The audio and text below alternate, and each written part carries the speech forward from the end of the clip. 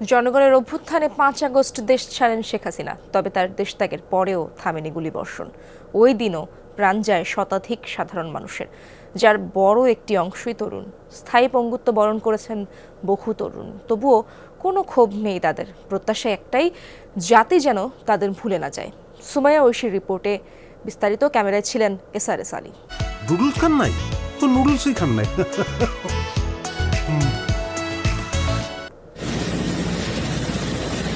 শেখ হাসিনা পালালেন। অবশেষে ক্ষান্ত হওয়ার কথা ছিল মাসব্যাপী চলা হত্যাযজ্ঞ আর নৃশংসতার। কিন্তু 5 আগস্ট জনগণের বিজয় মিছিলেও চলেছে গুলি। শুধু এই দিনই ঝরেছে 111টি তাজা প্রাণ, পঙ্গু হয়েছে কয়েকশো তরুণ। রাজধানীর পঙ্গু হাসপাতালেও এখনও চিকিৎসা চলছে আহত শিক্ষার্থীদের।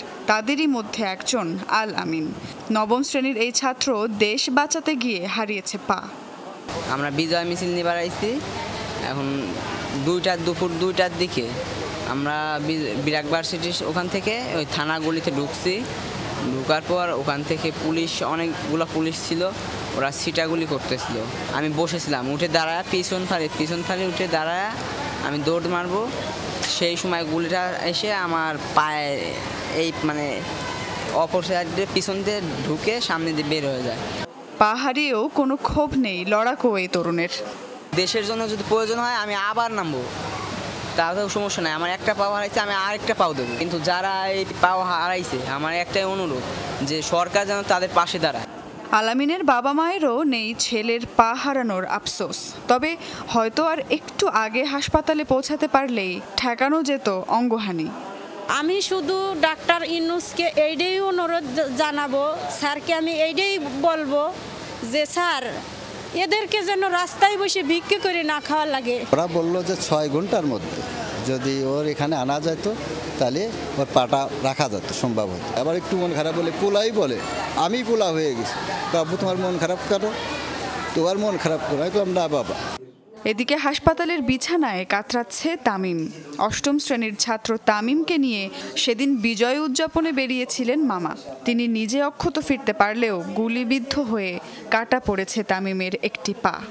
5 তারিখে যখন আমরা বের হই, আমার বাবা, আমি, ও বের হয়, তো আমরা জাস্টিফাই করছি তখন যে কিছুই হবে না, কেননা সে তো পদত্যাগ করেই গেছে। তখনই হঠাৎ করে 15 থেকে 20 জন পুলিশ এসেই হঠাৎ করে গুলি করা শুরু করে। এত আত্মত্যাগ, এত দেশপ্রেম, এত সাহস কোথায় পেল ওরা?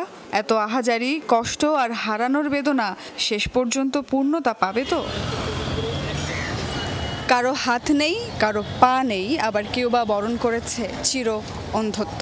তবে তার জন্য ক্ষোভও নেই এই লড়াকু সৈনিকদের।